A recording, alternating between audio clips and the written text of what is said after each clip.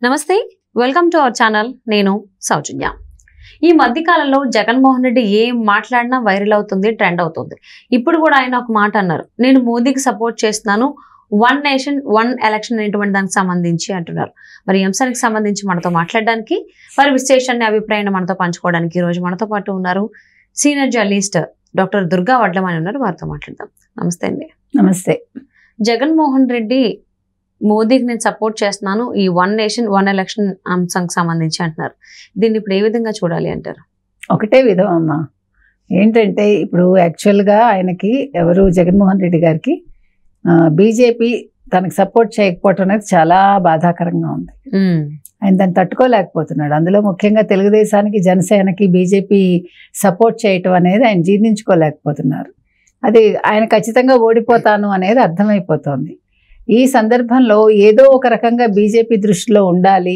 రేపు కేసులు ఉన్నాయి, ఒకవేళ ఓడిపోయినా కూడా బీజేపీ వదిలిపెట్టదు.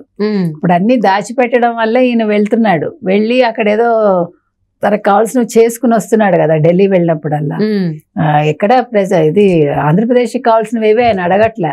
హోదా విషయం అడగలేదు, ఆంధ్రప్రదేశ్కి కావాల్సిన ఏ అంశాలు ఆయన ప్రస్తావించట్లే. మీకు గుర్తుంటే తన కేసులకు సంబంధించి వెళ్తున్నాడు. సిబిఐ ఇది జరగకుండా తను ఆపుకుంటూ వచ్చాడు.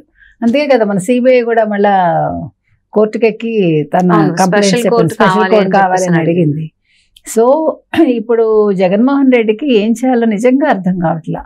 ప్రతి ఒక్కటి ఆయనకు ఎదురు తిరుగుతోంది. ఇప్పుడు పెన్షన్ల పంపిణీ సరిగా చేయలేకపోతున్నారు. లాస్ట్ మంత్ అలా అయినప్పుడు 1 month టైం ఉన్నప్పుడు ఇప్పుడు సక్రమంగా చేసి ఉండొచ్చు కదా. మన మేనిఫెస్టో చూస్తే మేనిఫెస్టో అందరూ పెదవి విరిచారు. అంతకుముందు ఆయన అఫిడవిట్ చూసి అందరికీ కోపం వచ్చింది. ఎందుకంటే పేద ముఖ్యమంత్రిని అన్నాడు కదా, 780 కోట్లు ఉంటే పేద ముఖ్యమంత్రి ఏమోను అని. అట్లా పాపం వాళ్ళకి అర్థం కావట్లే ఆంధ్ర ప్రజలకి. గొర్రెలు అనుకున్నాడు, కానీ వాళ్ళు గొర్రెలు కాదనేది ఇప్పుడు ఎలక్షన్స్ లో చూపిస్తారు. మేము గొర్రెలం కాదు, మేము మనుషులం, మాకు బుర్ర ఉందని. సో ఇన్ని జరుగుతూ ఉంటే ఆయనకి చెల్లెళ్లతో తట్టుకోలేకపోతున్నాడు. అవినాష్ రెడ్డి విషయంలో ఏం చేయాలో అర్థం కావట్లే. అవినాష్ రెడ్డిని గెలిపించుకుంటాడా, తను గెలుస్తాడా, అయితే తన ఎమ్మెల్యేలను గెలిపించుకుంటాడా? ఇప్పుడు ఆయనకి దిక్కుతోచని స్థితిలో ఉన్నాడు. ఎమ్మెల్యేలు చూస్తే ఒక్కొక్కడు అసలు మనం మాట్లాడటానికి కూడా సరిపోరు, అంత గొప్ప వ్యక్తులు. అటు కొడాలి నాని గాని, ఇటు మన అంబటి రాంబాబు గారు, రోజా గారు, గారు, వల్లభనేని వంశీ గారు, ఇంకా సజ్జల గారు చెప్పక్కర్లే. ఆయన ఏం మాట్లాడదు. ఆయన ఇప్పుడు నిజంగా చెప్పాలంటే జగన్మోహన్ రెడ్డి ఓడిపోవటానికి ఏకైక కారకుడు సజ్జలే. మద్యం పాలసీ గురించి మొన్న ఏమన్నాడో విన్నారా మీరు? ఆయన కలట, మద్యపాన నిషేధం చేయటం ఆయన కలట. ఆయన ఒక్కొక్క దాని గురించి వివరించి చెప్పాడమ్మా. జనాలకి తల తిరిగిపోవాలి, మొత్తం ఇంటర్వ్యూ చూడాలి ఎవరైనా. అంటున్నారు జే బ్రాండ్స్ మందు తాగి అందరికి తలలు తిరుగుతున్నాయంట. అవును, ఇప్పుడు జే బ్రాండ్ తాగి తలలు తిరగడం కాదు, ఉన్న మతిపోతోంది ప్రజలకి. నిన్నను చంద్రబాబు నాయుడు గారు చెప్తున్నారు, నిన్న ఒక సభలో, ఒక సీసా వేసుకుంటే మత్తు రాదుట, 2 సీసాలు వేసుకుంటే హాస్పిటల్కి వెళ్ళటమేట. అవును, ఈవెన్ గుంటూరు ఎంపీ అభ్యర్థి పెమ్మసాని చంద్రశేఖర్ గారు కూడా ల్యాబ్ టెస్టులు చేయించారు. చాలా విస్తుపోయే నిజాలు అందులో ఉన్నాయి. అంటే ఇవన్నీ బయటికి రాకూడదన్నా మోదీకి వత్తాసు పలుకుతున్నారు జగన్మోహన్ రెడ్డి. మోదీ సపోర్ట్ కావాలి అని ఇప్పుడు ఖచ్చితంగా. అందుకోసమే ఇప్పుడు తను కాపాడుకోవాలి. ఇప్పుడు మంత్రులు తప్పు చేస్తే పోనీ ఈయన కాపాడతాడు, ఈయనే తప్పు చేశాడు కదా. చేసినప్పుడు ఈయన ఎవడు కాపాడతాడు? ఇప్పుడు దిక్కు లేదేమి, తల్లి లేదు, తల్లి ఎక్కడికో వెళ్ళిపోయింది, చెల్లెలు లేదు, ఇంట్లో లేదు, చెల్లెలు తరివేశాడు, ఇంకో చెల్లెలు రెడీగా ఉంది సింహంలాగా మీద పట్టడానికి, పులిలాగా. ఈయనకి ఇంకేముంది? భార్య ఎలాగా వ్యతిరేకమే, ఇంట్లో ఆయనకి కుంపటే. ఇంకేం చేస్తాడు? ఎలా రక్షించుకుంటాడు ఆయన? అందుకని ఇంకో ఏకైక దిక్కు మోదీనే. గత 5 సంవత్సరాలుగా మోదీతో బాగానే రాయబారాలు నరుపుకుంటున్నాడు కదా. అందుకోసం ఇప్పుడు దీనికి సపోర్ట్ చేస్తున్నానంటే గొడవ ఉండదు ఆయనకి. కొంచెం సేఫ్లో ఉంటాడు అనమాట. ఓడిపోయినా కూడా కొంచెం సేఫ్లో ఉంటానేమో అని అనుకుంటున్నాడు. కానీ మోదీకి నువ్వు సపోర్ట్ చేయటం ఏంటని ప్రజలు అడుగుతున్నారు.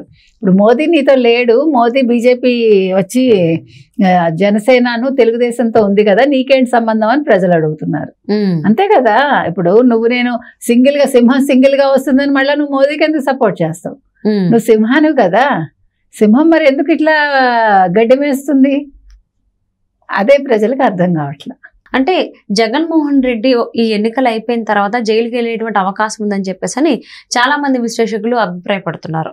సో అది నిజమని ఆయనకు తెలిసిండు బట్టే ముందే మోదీని కాకపట్టడానికి ఆయన చెప్పిన దానికి వత్తాసు పలుకుతున్నాడా, ఇన్ని రోజులు సైలెంట్ గా ఉండి ఎలక్షన్ మూమెంట్ లో ఇప్పుడు నేను ఆయనకు మద్దతు పలుకుతున్నాను అని చెప్పడం? అంతే కదా. ఇప్పుడు డెఫినెట్ గా ఆయన కేసులన్నీ తిరగదొడతారు. ఇప్పుడు సిబిఐ ముందుకు వస్తుంది. ఎన్ని కేసులు ఉన్నాయి ఏకంగా ఆయన మీద? ఇప్పుడు ఎంత అసలు ఆస్తి ఆయన ఎంత 43 లక్షల కోట్ల ఎంతో క్విడ్ ప్రోకో ద్వారా వచ్చింది.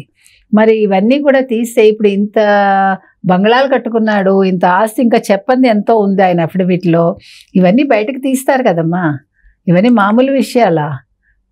ఇవన్నీ కూడా కలిపి జగన్మోహన్ రెడ్డికి రేపొద్దున్న డెఫినెట్గా ఆయన జైల్లో గడపాల్సిందే జీవితకాలం. ఇంకోటి ఒక కేసు వేసి ఇంకో కేసు, ఒక కేసు వేసి ఇంకో కేసు అట్లా వస్తూనే ఉంటాయి. కాబట్టి ఇదేదో 7 ఏళ్ళ 14 ఏళ్ళ కాదు, ఆయన చర్మాంకం అంతా కూడా జైల్లోనే గడుపుతాడు 3 వంతులు. సో అందుకోసం ఇప్పుడు దిక్కుతోచిన స్థితిలో ఉన్నాడు. ఎందుకు ఇంత సంపాదించుకుని కూడా అనుభవించే యోగ్యత ఉండదు కదా.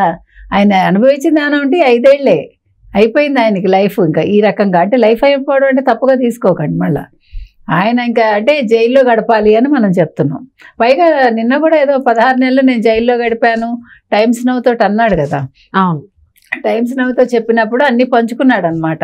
అదే నేను ఇన్ని సంక్షేమ పథకాలు అమలు చేశాను, అన్ని చేశాను అని చెప్పాడు.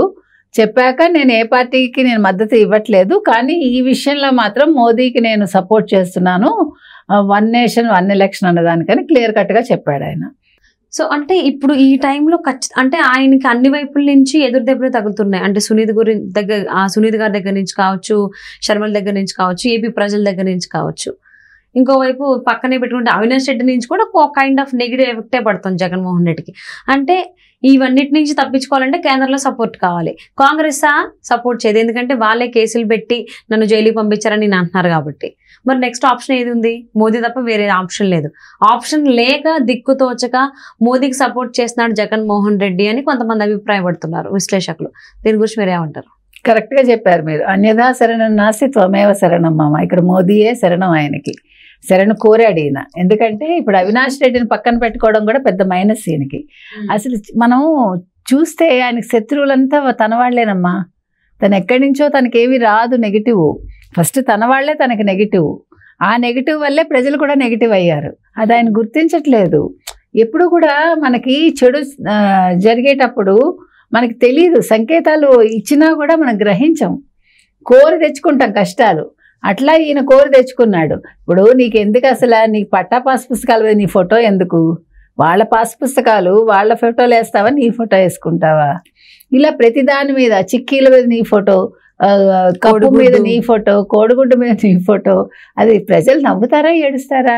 నిన్ను మింగుతారా ఏమన్నా ప్రజలు నీ ఫోటో ఉంటే? అసలు ఎందుకు వేస్తావు?